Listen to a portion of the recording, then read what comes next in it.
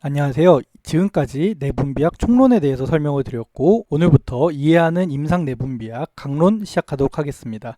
앞에 목차에서 설명드렸다시피 내분비학 강론의 첫 단어는 뇌하수체, 피튜이터리 글랜드로 시작을 하도록 하겠습니다.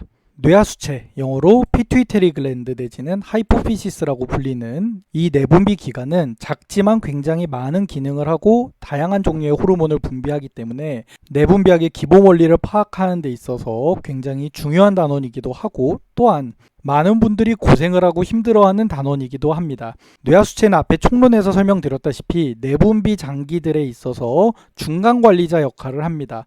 그렇다면 뇌하수체가 중간관리자라고 하는 것은 이 위에서 명령을 하는 더 윗선이 있다는 거죠. 그 윗선이 뭐냐면 시상하부, 하이포탈라무스, 탈라무스가 시상이니까 탈라무스 아래에 있다 그래서 시상 아래에 있는 부위다 그래서 시상하부라고 불리는 부위이고, 이 시상하부가 총론에서 설명드렸다시피 우리 몸의 항상성을 조절하기 위해서 그러다 보니까 항상성을 유지하는 내분비의 중추가 되는 부분입니다.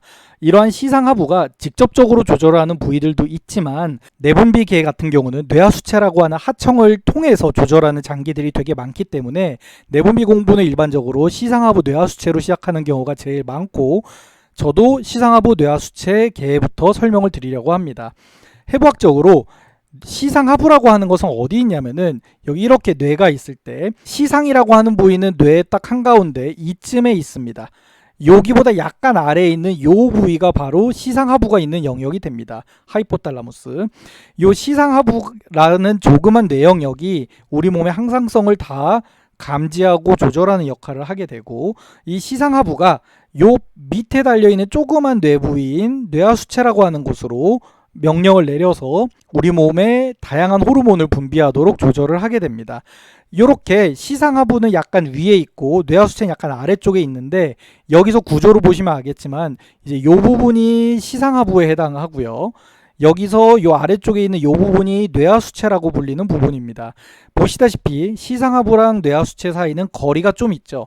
이 둘 사이를 연결하는 이 부위를 피튜이터리 스톡, 뇌하수체 줄기라고 부르게 되는데, 이렇게 시상하부랑 뇌하수체 사이를 연결하고 있는 이 피튜이터리 스톡이라고 하는 이 줄기에는 신경세포들이랑 혈관들이 들어있게 됩니다. 해부학적 구조가 이렇게 돼 있고, 뇌하수체라고 하는 기관은 앞에 있는 전엽, 뒤에 있는 후엽으로 나뉘어 있습니다.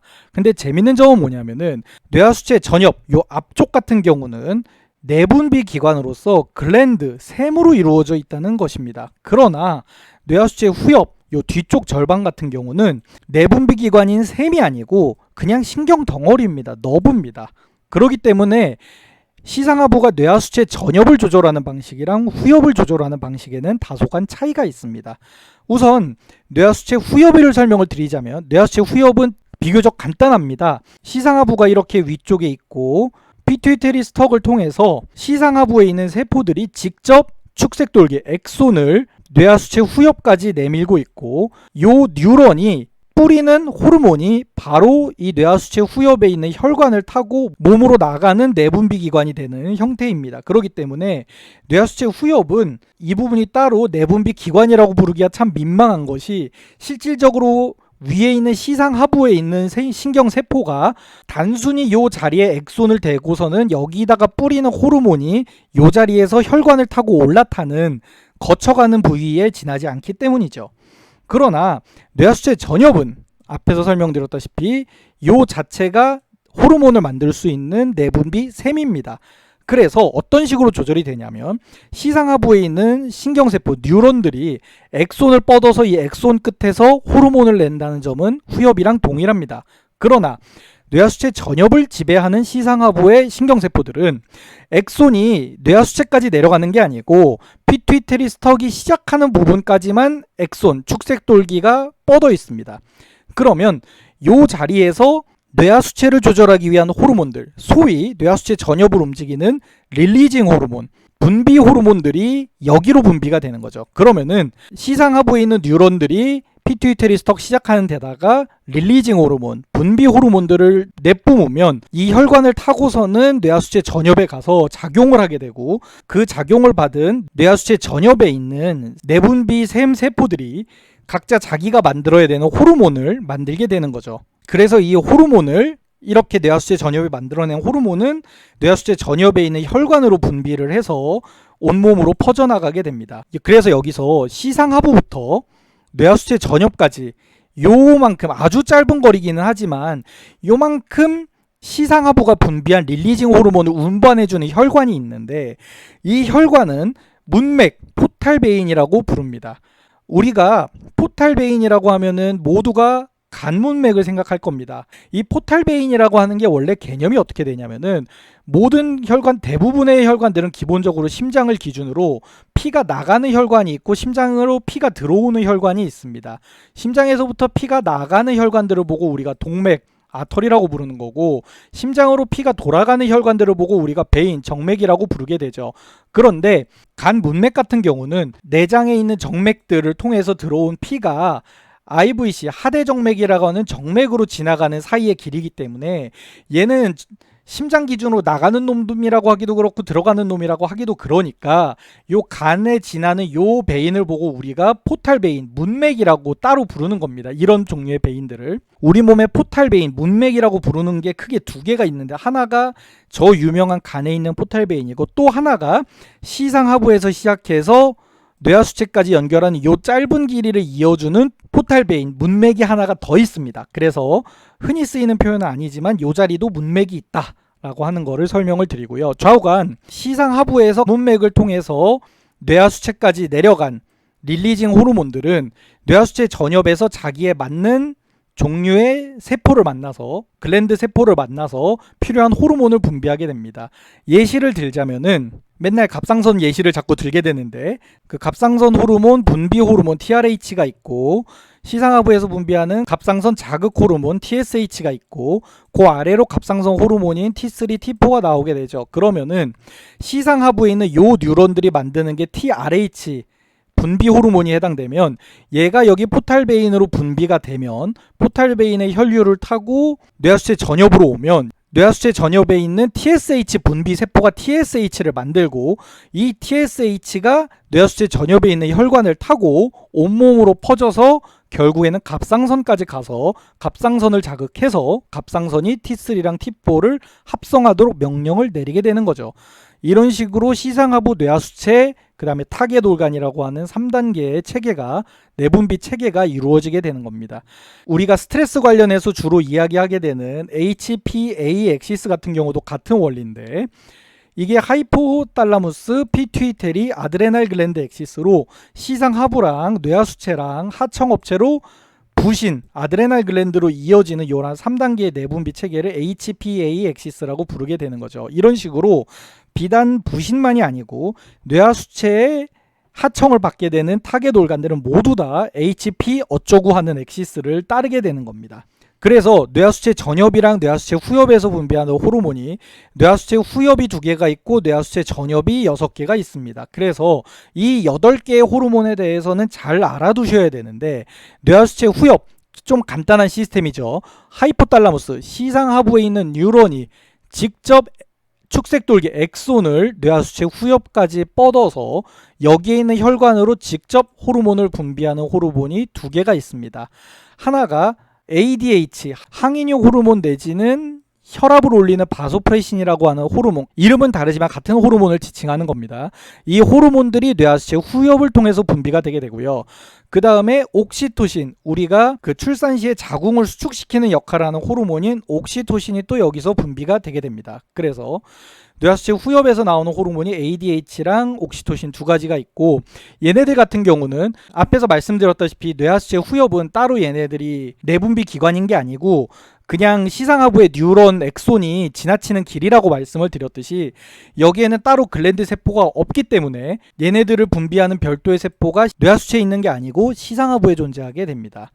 그리고 뇌하수체 전엽에 작용하는 6개의 호르몬, 이것들이 이제 아주 고전적으로 얘기하는 내분비 계의 작용을 따르기 때문에 이 6개의 호르몬이 특히 시험에 자주 나오게 되는데 그 6개의 호르몬들이 첫 번째로는 성호르몬 계열, 고나도트로핀 릴리징 호르몬, 성호르몬 분비 호르몬이라고 하는 애를 시상하부에서 분비를 하고 요 GnRH가 뇌하수체 전엽으로 내려가서 성선 자극 호르몬인 FSH랑 LH를 분비하는 세포들을 자극을 하게 되고, 뇌하수체가 분비한 FSH와 LH는 혈류를 타고 고나드, 성선인 고환이나 난소 같은 데로 가가지고 정자나 난자 만들거나 성호르몬 분비하는 것들을 자극을 하게 됩니다.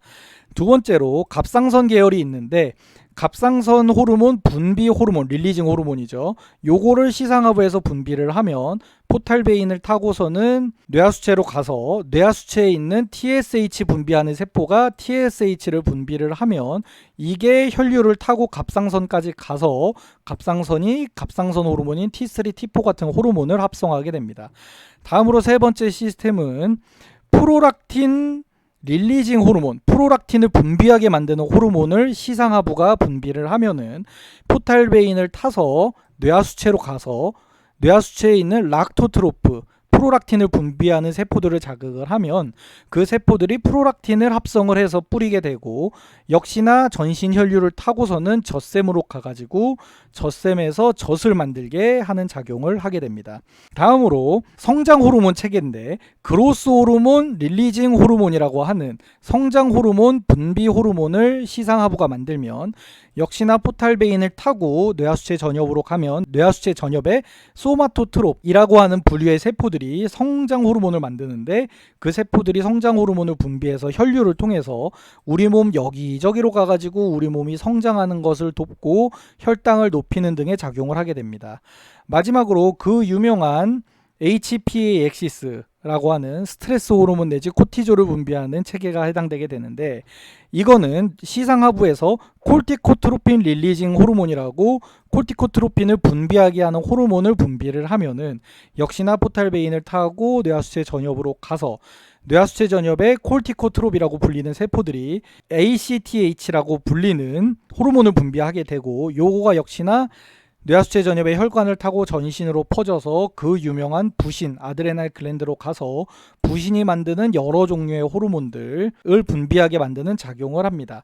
지금 이런 식으로 뇌하수체 전엽이랑 뇌하수체 후엽이 구조의 차이가 있고, 그러다 보니까 호르몬을 분비하는 체계에 차이점이 존재한다는 걸 이해할 수 있을 것이고, 내분비학에서 주로 다루게 되는 애들은 주로 요 뇌하수체 전엽에 있는 애들이 고전적인 내분비 조절 체계를 따른다는 걸 알 수가 있고, 뇌하수체 후엽에 있는 요 두 가지 호르몬 ADH 내지는 바소프레신과 옥시토신이라고 하는 두 가지 호르몬 같은 경우는 사실은 여기 피투이터리가 끼어 있기는 하지만 실제로 뇌하수체 자체가 뭔가를 하는 건 없죠. 그렇기 때문에 얘네들 같은 경우는 조금 별종인 걸로 취급을 해가지고 뒤에서 따로 다루게 됩니다. 대부분의 경우는 이 옥시토신 쪽은 내분비학에서도 거의 다루지 않고 ADH 정도만 다뤄서 요게 유발하는 질환 정도를 뒤에서 제가 설명을 드릴 겁니다.